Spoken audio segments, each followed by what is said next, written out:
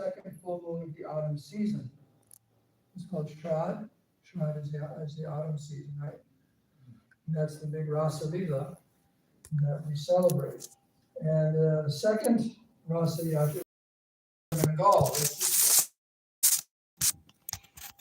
celebrated more in Vrindavan. On this day, one should perform full worship of Radha and Krishna with many flowers and place them in a rasa mandapa surrounded by the gopis. So you can do that in your mind. Okay. Sri Krishna Vashant Rasa is similar, excepting that it is in the spring, Vasant. At this time, everyone dresses in yellow. Not everyone. On full moon night, the devotees usually leave out pots of sweet rice, payasam, for the Lord to enjoy during his rasas. So Mukund is making that arrangement, and the pot of sweet rice will be left on the altar for the Krishna, Radha, Giridhari, and the gopis to enjoy during their rasa yatra, and then maybe for breakfast, be distributed. Okay. So the third one is Sri Vamsi Vad. It's interesting. Spelled two different ways here. Sri Vamsi Vadana and Vadananda. So he appeared today on the full moon day of the month of Chaitra in a particular village. And let me skip ahead here. So when Mahaprabhu came from Puri to have darshan of his mother in the river Ganges, he stayed for 7 days in the house of Madhava Das and Kuliya. That's Vamsivadana's father. So he stayed in the house. At this time, he excused Devananda Pandit along with all the offenses of everyone else. That's another story. Therefore, the place came to be known as Aparad Bhanjan Pat. There's probably a lot of Aparad sthanas around this world, people being forgiven. Okay. Now, if anyone feels tired during class, they can grab some of the DD laundry and fold it. You want to do that. You can move green beans to DD laundry if you're tired. You just grab a cloth and set over there. So Sri Vamsi Thakur appeared in the home of Sri Madhava Das. His mother's name was Srimati Chandrakala Devi. Vamsi Vandananda is the incarnation of Sri Krishna's flute. Krishna's flute can come and be part of Chaitanya Mahaprabhu's pastimes. On the day of his birth, Mahaprabhu was present in the house of Sri Madhava Das along with Sri Advaita Charya. Madhava was very devoted to Mahaprabhu and was also very affectionate to him and his son Vamsi. Vamsi was present at Navadvip when Acharya Prabhu came there. So he was engaged, Vamsi was engaged in the service of Vishnu Priya and was the receptacle of her unlimited mercy. One time, it's an interesting story here. One time, Vishnu Priya Devi and Vamsi Thakur decided to give up taking food and water, there not being any point in maintaining their bodies, which were so racked with the pain of separation from Mahaprabhu. Sri Chaitanya Mahaprabhu, however, did not approve of this, and he manifested himself before them. Then he requested them not to behave so rashly, and then instructed them both to worship his deity form in order to mitigate their feelings of separation. After Vishnu Priya's disappearance, Vamsi Vadana brought this deity of Mahaprabhu from Mayapur to Kuliya. This deity of Mahaprabhu is very beautiful and worshipped in the present town of Navadvip. The name of the temple, the deity is Devavrata. Devavrata. Yeah, he had a bunch of brahmacharis with him.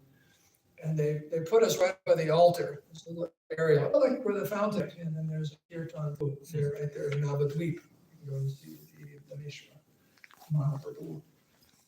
It is said that the name Vamsi Vadananda is carved on the underneath of the base of the deity. Okay. Then it talks about his descendants and so on. He was a poet and a composer of songs. He composed one song about the Lord's acceptance of sannyas based on the lamentations of Sri Sachimata and Sri Vishnu Priya, Ramananda Prabhu's appearance. Is there a verdict as to why Vamsi Vadananda or Vadana? there's both there in the same description? What the proper name is? Because No, the two different spellings of his name. Well, one means Bangsi Badana, he could hold food to his lips with that. Badananda means he is full of bliss as he holds the food to his lips. Okay. But it seems like the way it's broken, it's not Badana Ananda. It's Not Badana. This doesn't have diacritics. It's not What I have Badana. doesn't have diacritics. yeah. Anyway, we'll look at it. We know we're talking about the same person. Okay. So, what I wanted to read a little about Shyamananda Prabhu, of course, about his appearance, but that he was a very, very, very advanced devotee of Krishna, and some pastimes of how advanced he was, but at the same time, he was a very, very powerful preacher, turning everything around in Orissa. Okay. Had some elephants. Hmm? He had some elephants. Okay. Okay, what is it? Oh, Oh, here we go, starting here. Okay, now, when he was born, he was given the name Duki. Duki, and the reason, which means a good mood, they called him Duki Bhakta. Duki Suki. But the reason his parents gave him the name Duki was because before his birth, his siblings who had taken birth, they'd all died in infancy.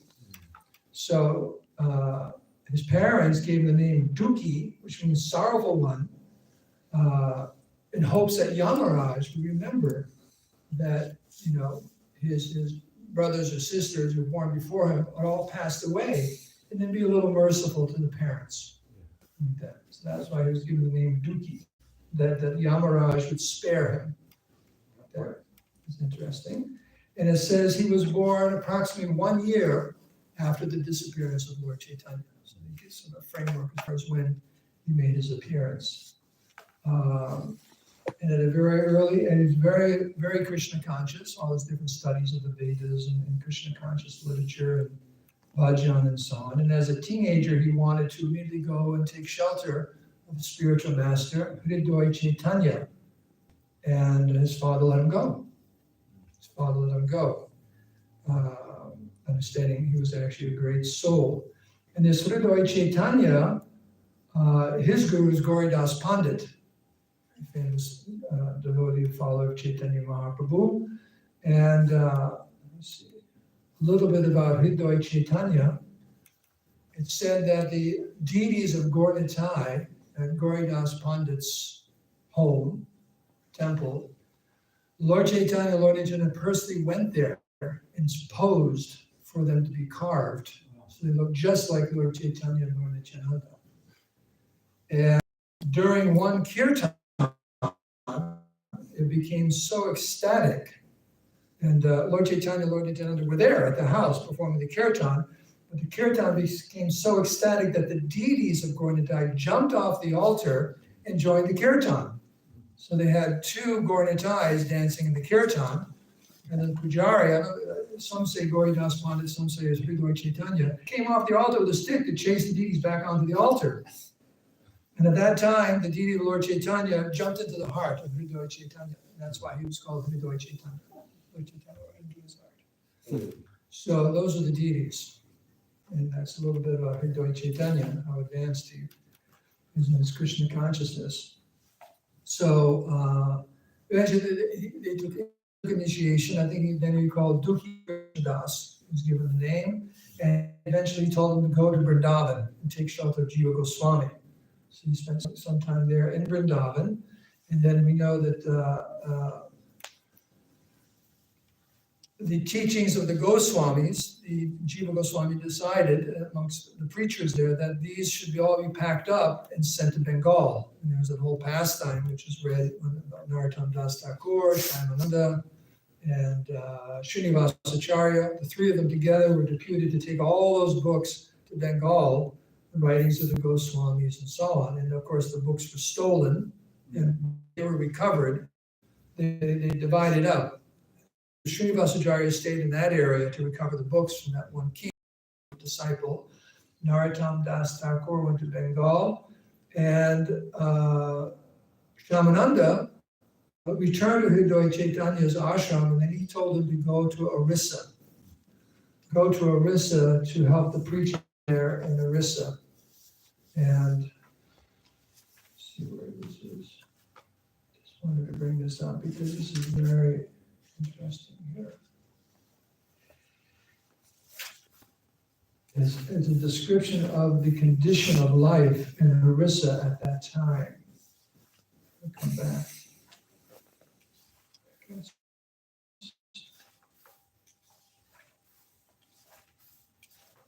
Let me read about this.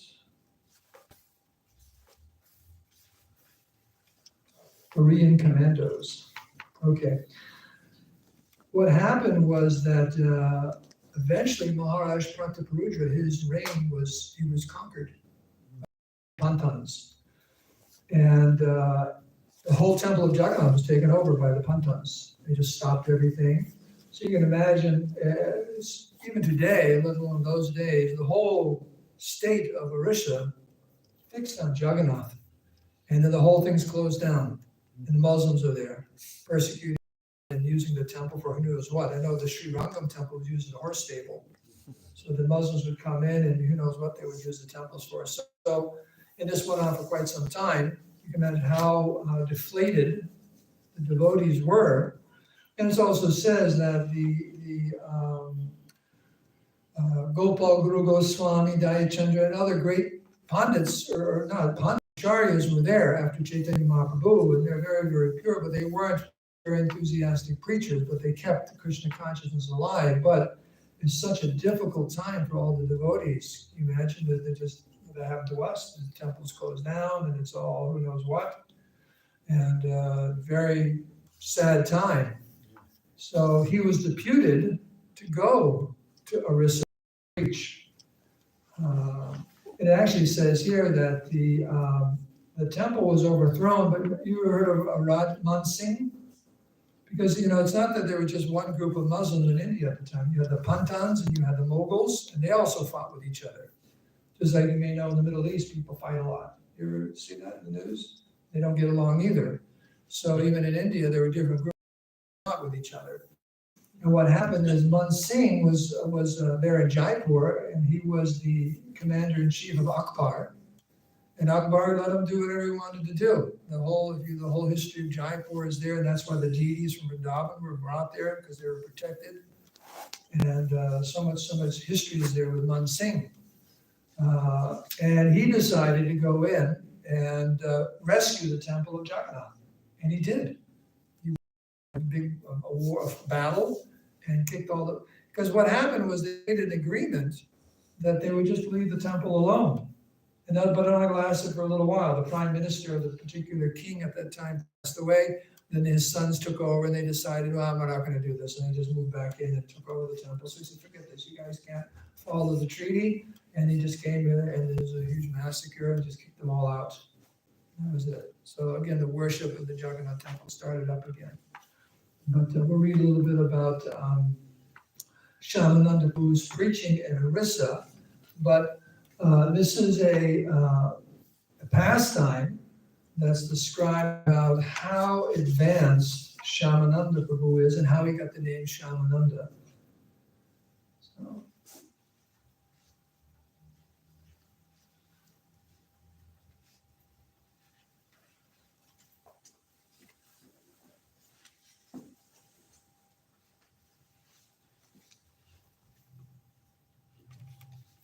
Here it says, now, he was so advanced he could sit down in meditation and then enter the spiritual world. As the level of Krishna consciousness he was on. He'd go into meditation into a spiritual body, which was a gopi actually, and then come back. It's described that one time inside the particular Kalpa Kunja Kutir Vrindavan, that's where Sri Sri Radha and Krishna eternally performed their ecstatic rasa lila dance, as they do tonight. Those who are spiritually unqualified are not able to perceive this reality, even if they happen to be present at the exact location of the divine performance. However, accomplished devotees such as Dukhi Krishnadas, that was his name at this time, can see the polydimensional truth of spiritual reality in all of its glory. You know what that means? You can see the rasa dance. One day, as Radha Krishna and the gopis were enjoying the rasa lila, they were overcome with especially intense ecstasy. The rhythms of the music and dance mixed with the enthusiasm of the moment, creating indescribably volatile emotions. This compelled everyone to participate with an even greater urgency, dancing more forcefully with each moment. As the gopis moved their bodies to the beat of Krishna's heart, encircling him and Sri Radha, they played various instruments in spirited fashion. While doing this, the gopis jumped in and out of Radha and Krishna's vigorous dance. Soon their energetic shuffle became unwieldy, uncontrollable, and Radharika lost her nupura, ankle bracelet. So her ankle bracelet fell off. No one noticed the missing bracelet. In fact, Radhika had deliberately lost it just to offer special mercy to Krishnadas. So there actually was a plan all the time. Who arrived the next morning to perform his usual sweeping service. So he just came in the morning, he would sweep that area, and he finds a bracelet beneath a tree. Krishnadas was enthralled by the bracelet's beauty. He could understand that it was an ornament of another dimension, of Radhika's world. The whole kunja was glowing from the light emanating from that ankle bracelet. That's a dead giveaway, right? Dead giveaway. If you have a piece of jewelry on and you light up the whole room, it's another dimension. So, and Krishnadas touched it to his head out of respect. At that moment, his body exhibited all varieties of ecstatic symptoms, such as horripilation and profuse sweating. He began to cry and experienced a sort of overflowing happiness. Deluged with divine love, he clasped the ankle bracelet to his heart and fainted. After a considerable period of time, Dukhi Krishnadas came to his senses and began calling the names of Radha and Krishna. Like the love-mad gopis, he ran here and there, filled with distress, looking for their lordships. In desperation, he frantically shouted again and again, "Where is Radha? Where is Krishna? Please, I must find them." Eventually, he calmed himself, tied the ankle bell around his neck, and continued cleaning the kunja. Considering that someone might steal it from him, he eventually buried the bracelet in a secret place. Meanwhile, after entering her room, Radha noticed the missing ankle bell. Knowing that she may have dropped it in the kunj, she ordered Lalita, her dear friend, to go there and search for it. Disguising herself as an elderly woman, Lalita Sundari hurried to the kunja in compliance with Radhika's request. When she arrived, she immediately saw Krishnadas and asked his name. "I am Dukhi Krishnadas," he said. "Have you seen my daughter-in-law's ankle bell?" she asked. "She is careless, and sometimes when I send her to the Jamuna to fetch water for me, she loses things. I cannot trust her. Tell me, please, did you find that ankle bracelet? I can give you a reward if you return it to me." "Tell me frankly," Dukhi Krishnadas asked with great suspicion, where do you live and what is your name?" "I am Radhadasi," Lalita replied, concealing her true identity. "I belong to a Kanoj Brahmin family of Braja." Hearing this, Krishnadas confessed, "Yes, I did find the ankle bell, but it cannot be yours. It belongs to Sri Radha. I know this because the moment I touched the ankle bell, I felt as if I were falling into a deep ocean of love of God. My heart swelled with unfaltering devotion and I fell unconscious. No ordinary ankle bracelet could induce such feelings." Imagine if they could. Well, what a business, you know. Okay. "Let me listen to me," Krishnadas continued. "I will give it to you if it is truly yours, but first you must prove it. We will go to your village and show the bracelet to your neighbors. If they identify it as belonging to you, then I will happily relinquish it without any further questions." He's being a little tough, right? Just wants to make sure it gets back to the right person. When Lalita heard this proposal, she became nervous and revealed the actual situation. "You are right," she admitted. "I am trying to deceive you. The ankle bell indeed belongs to Srimati Radharani. She is pleased with you, and as am I. Ask for any boon, and it is yours. Then I will return the bracelet to Radhika, who will be grateful that you have recovered it. So this is how he got his name, Shanananda. Krishnadas did not want anything for himself. Oh, Takarani, he said, I must know your real identity. Only after you reveal your true self to me will I ask for the boon. Taking Krishnadas to a secluded place, she revealed her true identity as Lalita Sundari by telling him her name and her service to Radhika. She did not, however, take as an elderly lady. Instead, anxious to see my real spiritual form, will be too much for you to bear. He countered her, by your grace, anything is possible. If you give me the ability to bear it, then I will be able. Submitting to his intense desire, Lalita was ready to abandon her disguise, but she told him to first close his eyes. After several moments, she allowed him to look upon her holy form. Gazing at the incomparable beauty of Lalita Sundari, he fell unconscious and began to foam at the mouth. That's what she was talking about. Imagine something so beautiful, you just faint and start foaming at the mouth. Because the body, the senses just can't handle, it's what they call it, sensory overload. So this is spiritual sensory overload. As he came to his senses, she soothed him with kind words as he bowed to her feet with tears of love. She put one foot on his head and he relished the dust that fell from her toes. Fully under the control of the spiritual energy, unable to speak, he could only weep. At this point, Lalita again offered to grant him any boon he desired. What else can I ask for? Krishnadas queried. My only desire is to serve Radha and Krishna under your guidance. Lalita smiled, knowing well the single-minded determination of young Krishnadas. You shall certainly attain the association of Radha and Krishna, she said, but you cannot serve them. You must prepare yourself mentally, Manasa Seva, as a confidant of Sri Radha. Then you can come to the Kunja with Rupa Manjari and personally witness the rasa lila of Radha and Krishna. At that time, you shall discover everyone's real identity. This is self-realization. For now, continue serving Jiva Goswami in this body and continue doing your service for the Kunja. You will attain your perfected body in due course.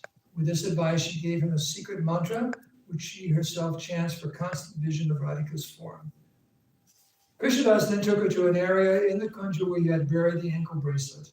The iron spade with which he had buried it had turned to bright gold, and he used it to unearth it. After digging it up with the spade, he put the bracelet to his head. Then he prostrated himself before Lalita's magnificent form and relinquished the bracelet, gently placing it in her hand.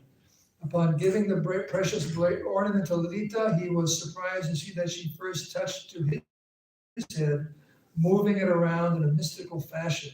She said, let the touch of Radhika's feet be impressed upon your head. Suddenly, two vertical lines appeared on his forehead, and from the touch of the tip of the anklet, a dot appeared in the middle. From this moment, Lalita said, you shall be known as Shyamananda, for you have brought bliss, Ananda, to Radha, Shama, by returning her anklets. And that's how we get the name Shyamananda. Now you go back to your Kunja and form a state, but do not tell anyone about this incident. You may disclose these events only to Jiva Goswami, but not to anyone else. Overwhelmed with love, Shyamananda bowed down, and when he arose, Lalita disappeared into the Kunj. So what's described here is he went back, and actually his whole bodily luster had changed, and these were permanent marks on his head.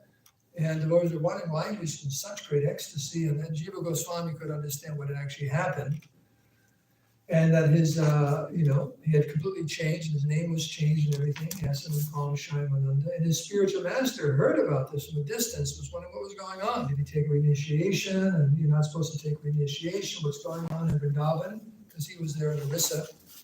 And he eventually came to Vrindavan and sorted out what's going on. Did you reinitiate my disciple? I trusted you, and this, that, and the other thing.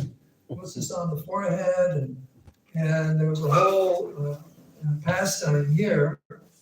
And the description in this particular book is that Gauridas Pandit, the spiritual identity and the spiritual world, and anyways, he went back to the spiritual world and was told that, I'll protect you and everything, because of all the Vaishnavas trying to rub it off his forehead, they couldn't do it. And that Gauridas Pandit personally came to Hridoy Chaitanya, his disciple in the spiritual form, told him, no, it all happened. It all happened. It's true. And then actually Hridoy Chaitanya paid his obeisance to Shyamananda and said, you're my spiritual master. He's like, so it was accepted as actually it was a spiritual incident. It wasn't made up, and he didn't go outside the Vaishnava etiquette. So that's an example, and there's other examples in this biography of other times he went into spiritual trance and went into the spiritual world. So that's the level of his Krishna consciousness, but still he was very much here because he went to Orissa and to preach Krishna consciousness very vigorously because of, as we mentioned earlier, things were very, very difficult at the time because of the Muslim rule and not so many preachers. Everyone's Christian, they were not very enlivened in their Krishna consciousness. So he went there to preach Krishna consciousness. I'll read about one personality here. Well, this is Shere Khan in the preaching. It reminds everyone of the Chankazi. Because he went into Orissa and he was just preaching different villages, different people were following, all kinds of disciples. You mentioned, you can tell the story afterwards when he has elephants for disciples. But it says here, he went to the Narottam's festival in Keturi, then he went on to Orissa. It says, once there, it is said he married 3 times, but little information about his wives or the circumstances of his marriages. However, his preaching mission blossomed at this time, and all of Orissa was saturated with divine love. Okay, it says the Prem Vilas, that book relates an interesting episode that occurred just after Shyamananda's return to Orissa. During this period, he began the Nagara Sankirtan festival, leading his followers to the streets in ecstatic chanting and dancing. One day, Shere Khan, a militant Pantan, here it comes, and an important representative of the Muslim court, came upon Shyamananda's Kirtan party. The very sight of blissful Hindus, like we have here in America, the Harinam party, blissful Hindus, infuriated him beyond words. He couldn't even say anything. He broke into the middle of the party and stopped it, threatening the devotees and insisting that they never do it again. Not heeding the words of the notorious Pantan, Shyamananda returned to the streets the very next day. So he's true Hare Krishna, right? Pantan, these are the Pantans. Yeah, because you have Moguls and Pantans, this is a different group. I forget what part of them, maybe Afghanistan or something. The Pantans are from Afghanistan. They're all trying to divide up India. The next day with even a larger kirtan party. Naturally, this vexed the Muslim soldier who gathered his colleagues and again disrupted the kirtan. This time, however, the Muslim soldiers were violent, breaking instruments such as the madungas and throwing the kartals into the river. At that point, Shyamananda began to shout in a high-pitched mystical way, calling upon the names of Radha and Krishna. When Shere Khan and his cohorts heard this sound, they began to cough blood and found that their beards and mustaches had caught on fire. Shocked at Shyamananda's potency, everyone left the place in a stupor.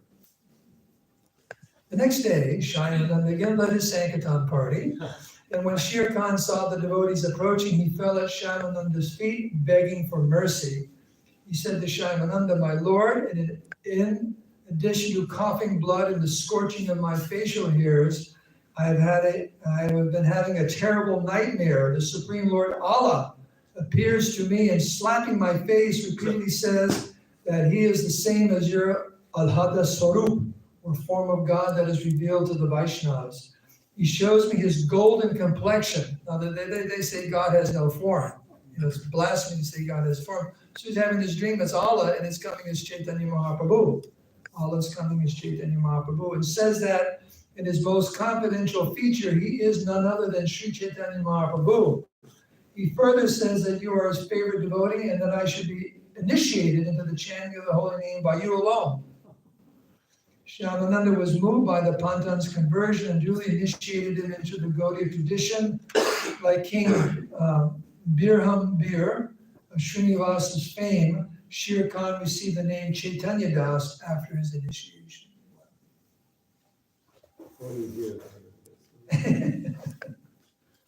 What do you read?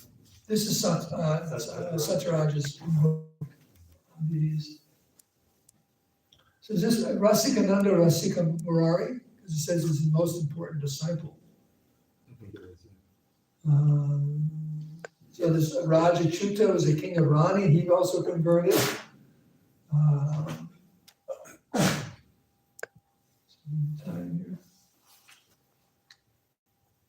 And when Shere says he left to do some preaching back to Vrindavan, he left Shere Khan, Chaitanya Das, in charge.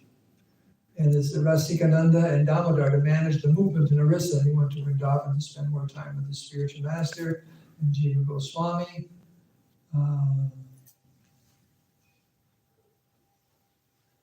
There's a whole list of everyone he converted here. Famous landlord, Bhima Dhana Bhuyan, this landlord, that landlord, so many big personalities.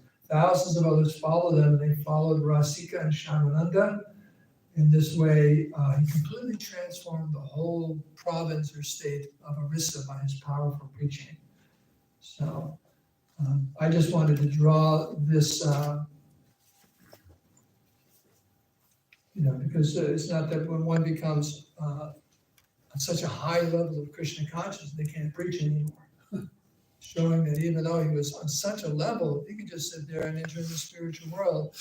But here he had his service to his spiritual master and the devotees, and he just very powerfully preached Krishna consciousness and converted and revived Krishna consciousness in the whole state of Orissa. That's amazing, his preaching. And there's a little something here at the end. I'll conclude with this. And it's the end of the book, because Shyamananda Prabhu was the last of the acharyas or devotees that he's writing about. He says, as Srinivasacharya was the embodiment of Mahaprabhu's ecstasy, so that's who Srinivasacharya was, the embodiment of Lord Chaitanya's ecstasy.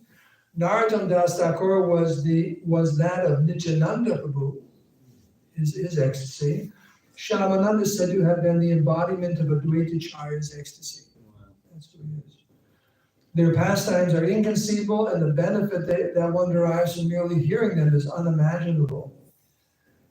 Eternally liberated souls such as these come into our world for a specific purpose, and their pastimes serve to purify and enlighten all of them who will listen.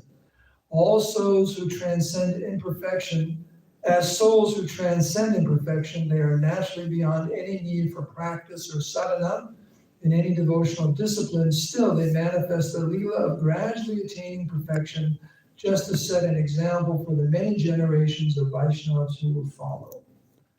So, because it is described in these three different accounts who these personalities are in their Nitya Leela, residents of Vrindavan, Gopis, and so on. But still, they perform the sadhana for our benefit.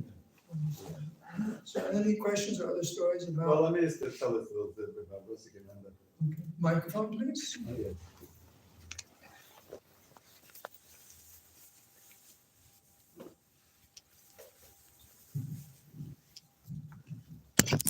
This is from Samadhi book.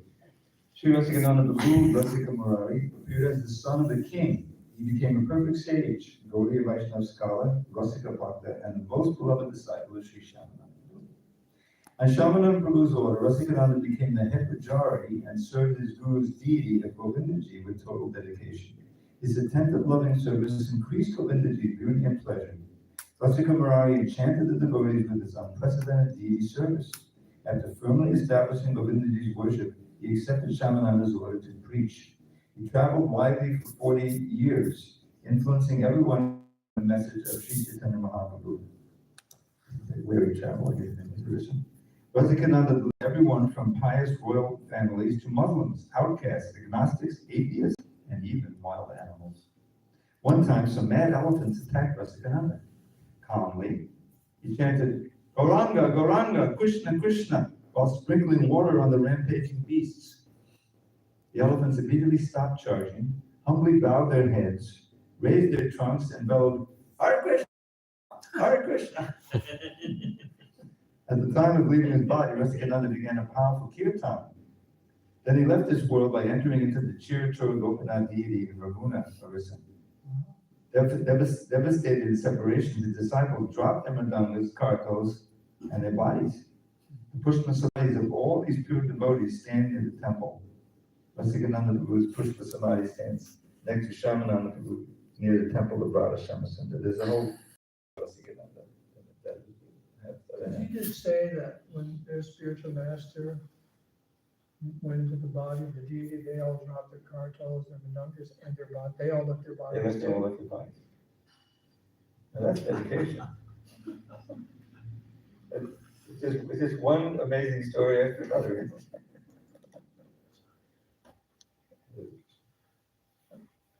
Any questions or comments? Very, very, yes. Just a simple one. What is Shamananda translation? What does this translation mean? Well, did you miss that? That name was given, Shamananda was given to him by Lalita because by returning that ankle bracelet, he gave great Ananda to Radha, and one of Radha's names is Shama. So Shamananda, that's because the name gave such great pleasure to Radharani by returning that bracelet.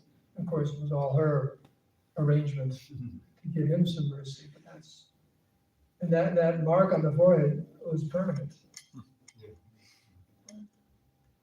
What if devotees will ever get permanent tilak? I got tattoo. I don't know, maybe you have to worry about it anymore. Get branded.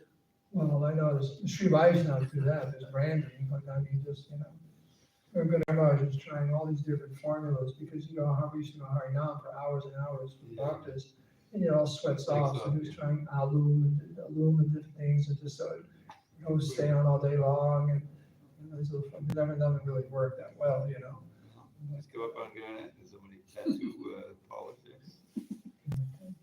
Can they do this color though? That's the thing, they're probably not. Probably be blue. Be like Radha Kunti Rock, because they're not supposed to do that. Okay, so we get in here, all glories to Srila Prabhupada, all glories to Shamananda, Sri Bhadana, Balaram Rasa Yatra, and Sri Krishna Vasant Rasa Yatra.